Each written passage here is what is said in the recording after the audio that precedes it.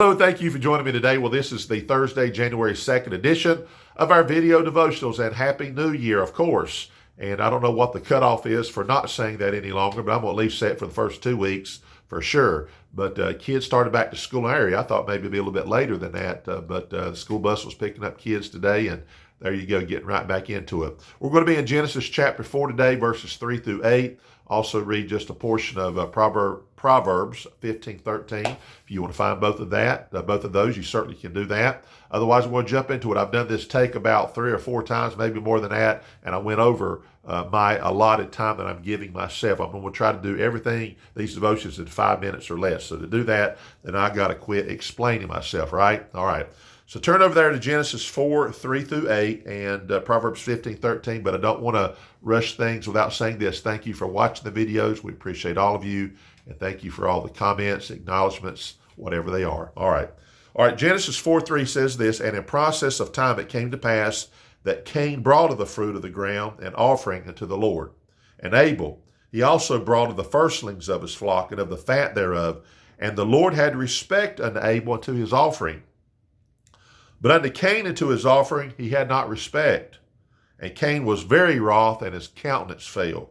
And the Lord said unto Cain, Why art thou wroth, and why is thy countenance fallen? If thou doest well, shalt thou not be accepted?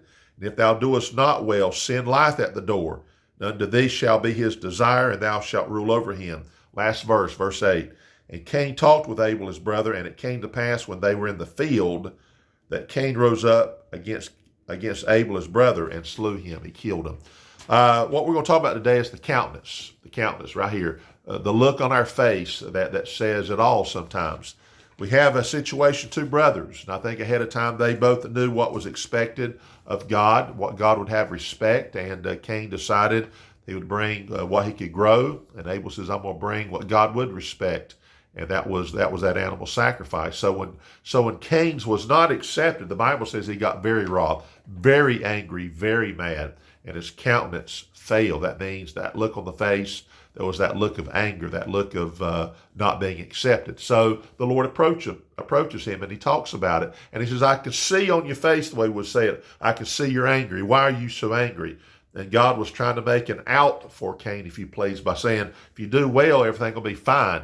But Cain, he wouldn't accept that. So when Cain had finished a conversation with God, somewhere along the lines, when Cain had a conversation with his brother, he ends up killing his brother. And that's something.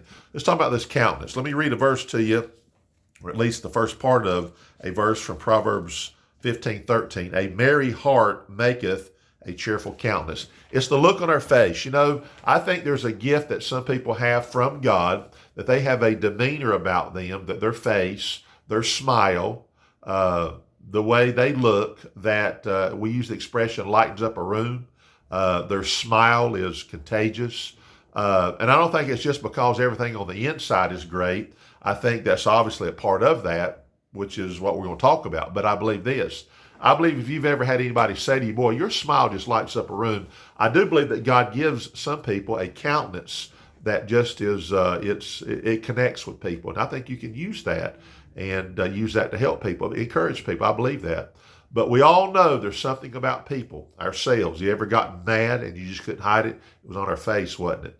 And has anybody ever pointed that out to you? What's wrong with you? You hadn't said anything, and they don't know anything, but our face tells a story. What's the matter with you, we might say, and there's something about that. But here's the thing: the best way to fix a countenance that's not right is obviously to fix the inside.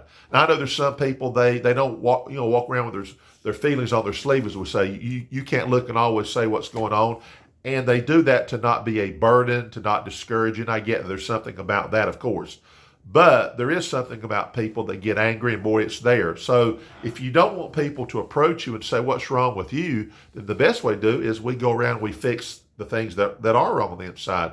So if we're mad at God, we're mad at somebody, hey, we just need to fix that. And by the way, that'll help fix this. So you want to walk around and be encouraging to people with your smile, with your cheerful countenance. People like that. And I know sometimes there's a sadness that comes into our life. I get that. But let's talk about the things we can fix and fixing the face. All right, we're going to stop right there. Have a great day, safe day, healthy day, Lord willing. We'll see you back tomorrow. Thank you for watching.